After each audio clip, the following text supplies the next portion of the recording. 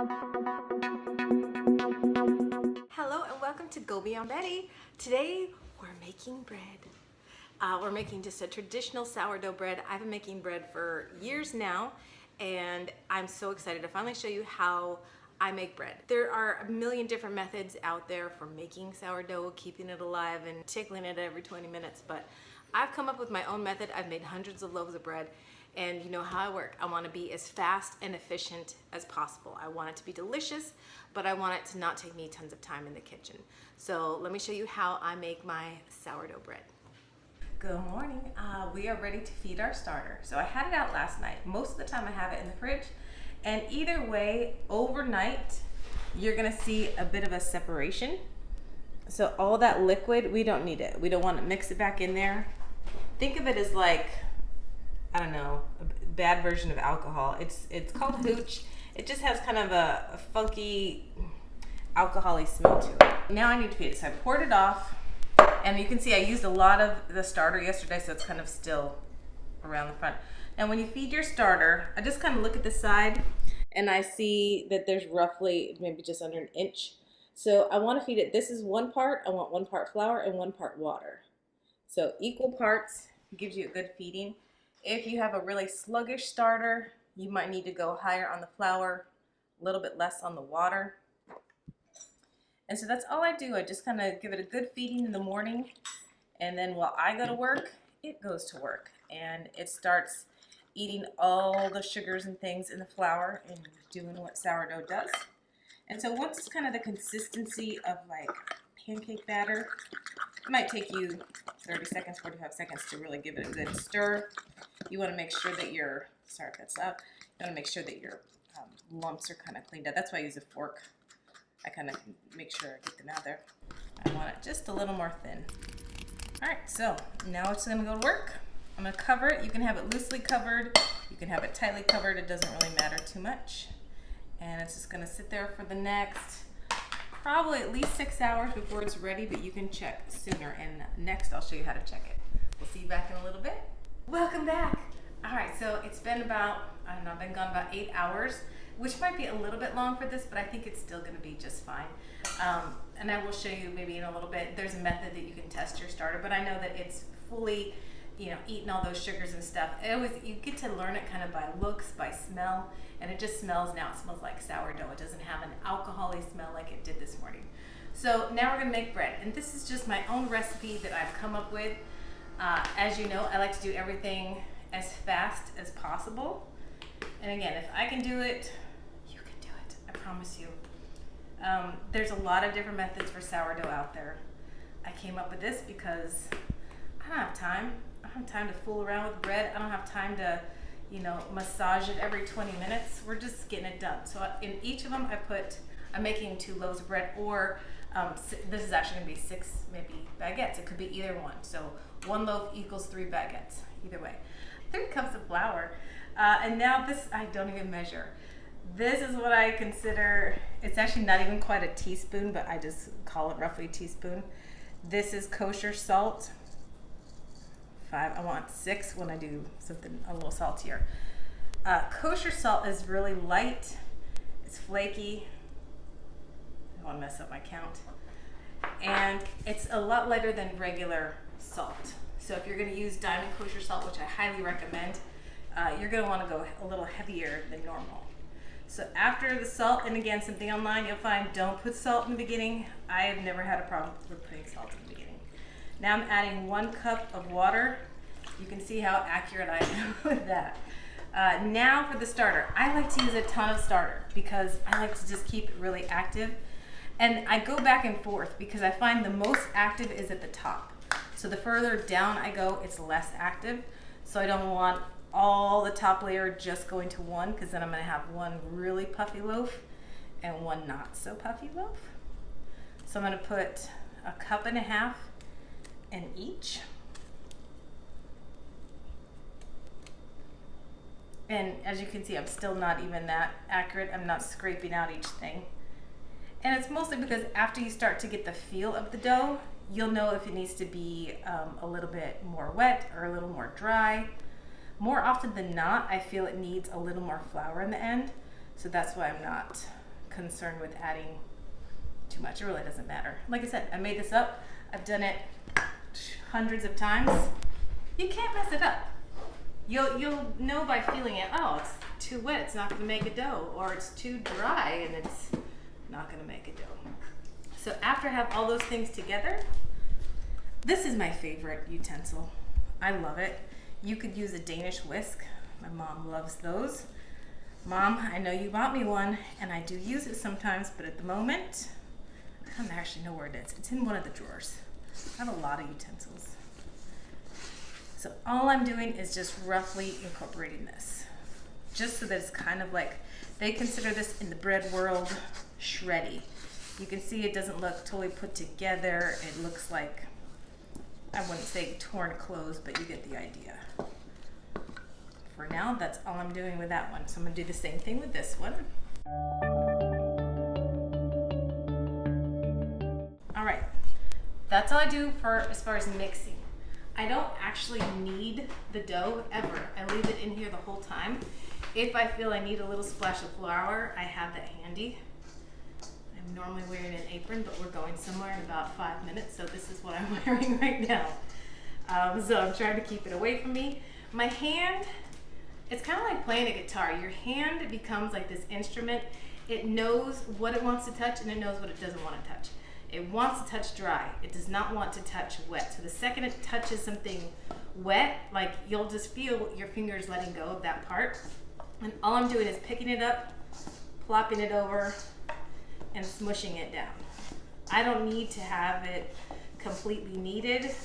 I just need all the flour on the bottom to be gone. And that's it. It's like, what was that, 20 seconds? It doesn't look like a perfect ball, and it doesn't need to. This is just our first mixing of it. And now, after I finish this one, fast forward. Okay, this one was a little bit more wet. I'm gonna add like a tablespoon of flour. As I hoist up my sleeve.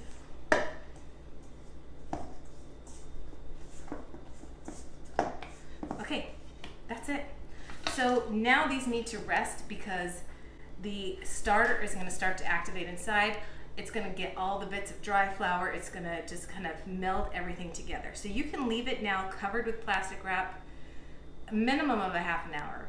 You could leave them up to 2 hours if you want, but somewhere in between half an hour and 2 hours. And then we'll come back and then we'll give it a full mix for another like 20 seconds. And then I put it in the mold, and that's it. And I use my silicone molds, which I'll show you in a little bit. But that's it for this first stage. We'll see you back in a little bit. All right, so it's been a half an hour. I just washed my hands, and I'm not gonna dry them. I'm gonna keep my hands really wet. And you'll find that when you're working with dough, after this point, and see now I can just pick it up by itself, wet hands are the best. And all I'm gonna do, this is what we used to do when we used to make pizzas and we'd have our dough rounds. I'm kind of just grabbing it with these fingers and making it into a ball. I'm literally just making sure that it's all mixed, and that's it. That's all I want to do with it. Now I'm going to cover it, and again, now I'm going to leave it for, I don't know, 2 hours. You could do the same thing again in an hour if you want to. Not necessary, but I'll leave it probably for 2 hours. I'm going to wet my hands again and do this next one. Again, I just pick the whole thing up. Give it a quick mix because your hands will feel like little crusty bits that the air got to in the beginning on the top. But you just want to make sure everything at this point is fully incorporated, fully wet. And now it's just going to sit and chill for a couple hours. And then when we come back in a couple hours, that's when we'll put it into the silicone molds. See you in a bit. It's been probably 3 hours, a little longer than I was expecting. But look how much they've risen in just that time. So now I wash my hands again, wet hands to hold this, and I have my silicone. So I want to show you the difference between these. This one I've had for like 15 years. This one I've had for like 2 months. So they're still in amazing shape. I love silicone. It is my favorite thing to cook in. You don't have to spray it. You don't have to do anything. It gets darker, but it is awesome. So now we're just gonna put it into the silicone. It doesn't matter how much you deflate it. I kind of just, with wet hands, scoop around, and I really just want to pick it up. I hold it just a little bit and get it in there. It doesn't have to be perfect. Again, you can use your wet hands if you need to kind of make sure it's semi-even, but that's all you need to do. Don't worry about all the rest of those bubbles. And we're gonna let it sit out for probably, I want it to rise until it's at the top, which might take another hour and a half. So typically when I do sourdough, I feed it in the morning, I come home from work, I make the bread, and then I'm doing this by the time we eat dinner, typically, so say 6:30, and then it sits out till 9 o'clock or so at night, and then I put it in the fridge. So once I put it in the fridge, it will only rise maybe another inch or so, but it will continue to do its thing, whatever that thing is. It's eating the sugars, it's creating the gas, it does what it does. And then I can keep it in the fridge for almost 48 hours. So you can really bake it whenever you're actually ready to bake it and you want fresh bread. So I do have 2 in there now that have been in there for probably 28 hours. And I'm gonna bake those tonight. So magic of TV. I'm gonna pretend that like we're gonna bake some bread tonight, which is what we're gonna do. So we'll see you back in a minute. So these have actually been in the fridge for, we'll just call it 24 hours. And if you look up close, you can see like they have bubbles on top. This one is higher than the other one, and it's probably because this one got the first dip out of the starter. Again, that's probably the most active part. And I love having them in the fridge because I could keep them in there for a couple days. I could just do it overnight. It really is like a holding pattern for bread. And the other thing I like, taking it right out of the fridge. Look at this. There's something about like the condensation that makes it not stick. Whereas if you kept them out on the counter all night, there's a good chance that it's just gonna stick like crazy and it's difficult to remove. So now once I've taken off the plastic, I wanna score them. And you can score them in any way that you want. You can see that there's already bubbles starting that wanna rise to the surface. You could split it down the middle, but the purpose of splitting it or creating some gashes in there is it's gonna do it anyways. So if you don't do anything, it's gonna break in whichever pattern that it wants to. And if you like that, then fine. But the purpose is to give it a place to break. So don't be scared. It might deflate a little bit, but it's okay. Most likely it's gonna come back in the oven. Show your tool. So this is just a simple razor blade. This is called a lame, L-A-M-E. It's a weird term. And then the other reason why I like silicone, again, it's not gonna stick. And the only thing you need to do on top is put a piece of parchment. I put it on the baking sheet because otherwise it seems to burn too much on the bottom. It burns too much on the bottom, so it's kind of like a double layer of protection on the bottom. And you'll find the right layer in your oven where it's gonna cook best. And then I'm gonna put the parchment on it for 20 minutes. So there's something, I don't know what the chemical reaction is, but with the parchment on top, it's the only way you're gonna get it to brown on top. So after 20 minutes, I'm gonna take the parchment off. It's not gonna be brown. But in the next 12 minutes or so, it's gonna have a great, wonderful brown top. Otherwise, it's just gonna stay white the whole time. I don't know why that is, but that's the way it goes. So I don't wanna like press this on here or it's gonna be kinda hard to peel off. It just needs to sit on there. And we're gonna put the timer for 20 minutes and I'm going into a 475-degree oven. It burns your mascara off. I highly recommend a digital timer. You could use your phone, but the timer is awesome. It works great. Been 20 minutes. It's gonna be steamy. We're just gonna take the paper off. Yes, I can grab it with my hands. And I typically, in my oven, I'm gonna flip them around. It's time. Depending on how dark you like your bread to be, this is good for me. And let me show you why I love silicone. I would totally advertise for them. I love silicone. Look at these amazing bubbles all over the bread. And as tempting as it is, my eyes are up here.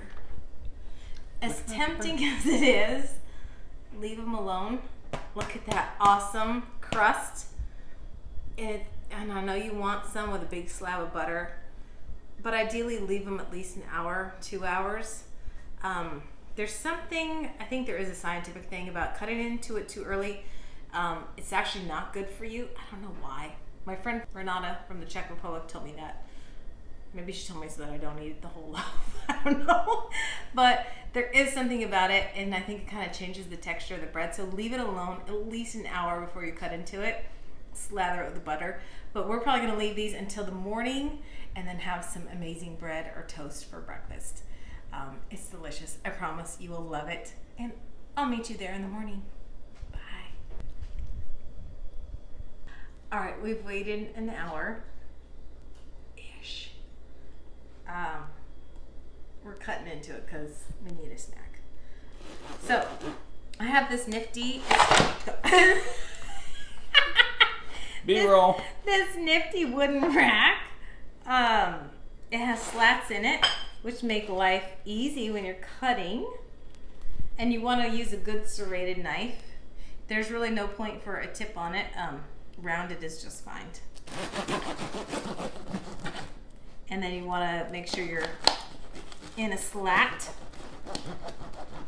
And it's going to take a minute because you still have that really nice hard crust. And the longer this sits, and as soon as you put it into a plastic bag, this hard crust is going to go away. If you put the whole thing in a plastic bag and you want to put it in the freezer and then just heat it when you want it for dinner, you're going to get the whole crust back. So you just take it out of the plastic, even frozen, put it directly onto the grates of the oven, 350 for maybe 20 minutes. And again, you can just use the thermometer, check the middle, make sure it's hot enough, and you're gonna get that nice hard crusty shell. But we still have it, so we're gonna utilize it now and have a little bit of bread and butter. What's it called, Tommy? Kerrygold. Kerrygold, thank you. He's such a good camera guy. Tom is a crust lover. I like the middle, so this one is his, but it's so warm and delicious. So, although for the sake of the camera, Santino, this is for you. He said, Santino says I should be eating on the camera. No problem. Uh-oh. I've woken the beast. Film the boy. Our German Shepherd loves bread as much as his mother. He knows the second it goes in the toaster. He knows the second I start eating it. And he knows that his mommy loves him and will give him a bite. But it's delicious. Maybe later, boo-boo. I just want to show you up close how yummy and stretchy and light and delicious this bread is. It's very forgiving, as you can see, like it crushes down, but it fluffs right back up. Tons of holes in it to absorb the delicious butter. So I know that kind of seems arduous and like a lot of work, but it's definitely worth it. I promise you. It is something you can have in your freezer all the time. It's delicious. And it's actually a lot better for you than what most people think. It's way better than just white bread. A lot of people with gluten sensitivities can actually eat this sourdough because for whatever reason it breaks down those starches or whatever that make it hard to digest. So I highly encourage making it. Give it away. People love it. So I tell people getting a starter, it's kind of like having a feral cat. You're gonna have to feed it every day, but if you want to go on vacation, no problem. You feed it heavy, put it in the fridge for a week. So maybe I'll do another video on just kind of keeping the starter active and all that stuff. So let me know in the comments, what do you want to see? What do you need information on? How to keep the starter alive, how to keep it going, different kinds of breads you can make with it, different things you can do with the sourdough starter. Let me know what you need and I will be there for you and help you out. But in the meantime, maybe try to get your hands on some starter and give it a try. Thank you again for joining me at Go Beyond Betty, where you are taking risks in the kitchen. We'll see you again next time. Bye. Cut. What now? Cut. Dingle. Cut what? The bread's cut. So 3 cups of rice in each. Rice. Oh my goodness. That's how fast I'm going today. All right. Welcome back.